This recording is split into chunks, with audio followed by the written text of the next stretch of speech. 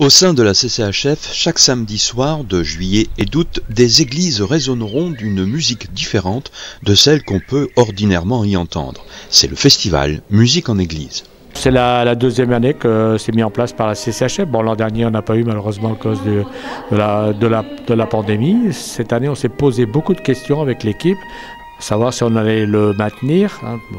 Mais la volonté, on a tout mis en place. Ce festival a pour mission de faire découvrir aux habitants et visiteurs des Hauts-de-Flandre la musique dite classique au cœur des églises, dont l'architecture est conçue pour faire résonner les sons afin qu'ils atteignent le divin. C'est donc au départ un travail acoustique pour les musiciens. Les musiciens, évidemment, professionnels ont une faculté d'adaptation et ils ont répété, évidemment, avant le concert sur place pour se familiariser avec cette acoustique qui, effectivement, est une acoustique d'église, donc qui a tendance à réverbérer et d'autant que cette église est quand même assez haute et assez large.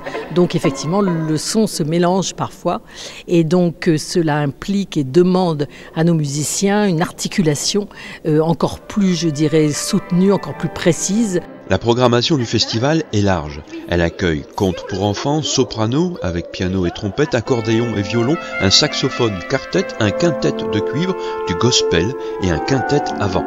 8 soirées dans 8 églises pour 8 spectacles très différents. C'est la volonté d'amener la musique partout et en particulier dans les églises. Peut-être parce que plus accessible, peut-être parce que plus proche des gens, peut-être parce que l'église est moins intimidante qu'une grande salle de concert, le festival permet un accès plus direct à la musique dite classique, cette musique trop absente dans les oreilles des enfants. Oui, bien sûr, parce qu'elle a aussi une autre fonction et qu'on a l'habitude justement d'aller à l'église. Donc voilà, ça permet effectivement peut-être de capter un public qui, connaissant le lieu, vient peut-être effectivement un peu plus facilement. Donc une musique accessible pour tous, pour les petits, et je vois effectivement de nombreux jeunes auditeurs, tant mieux, parce que c'est une manière, effectivement de débuter avec la musique classique. Et à la sortie, parents et enfants ont apprécié cette incursion de la musique classique dans l'église Saint-Omer de Rixpoud. On a vu ça sur le site de la CCHF, on a envie de faire partager la musique classique à nos enfants et aux enfants d'un couple d'amis. Donc c'était une bonne occasion en tout cas de le faire. C'était génial, très bien pour les enfants ont adoré en plus. J'ai adoré, c'était bien et puis avec la musique c'était bien. Ouais. Du coup, on écoutait de la musique, c'était pas tous les jours qu'on avait la chance d'écouter de la musique classique, donc ça nous fait découvrir d'autres musiques. Vous êtes amateur de musique classique?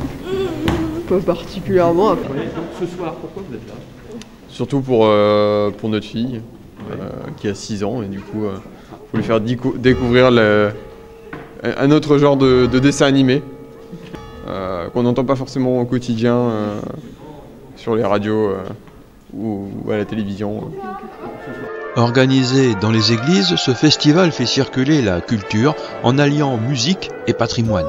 Il sonne comme un prétexte pour inviter habitants et touristes à rentrer dans les églises qui ne sont plus seulement des lieux fermés qu'au culte, mais bien plus ouverts car sentinelles de l'histoire et vecteurs de connaissances et de culture.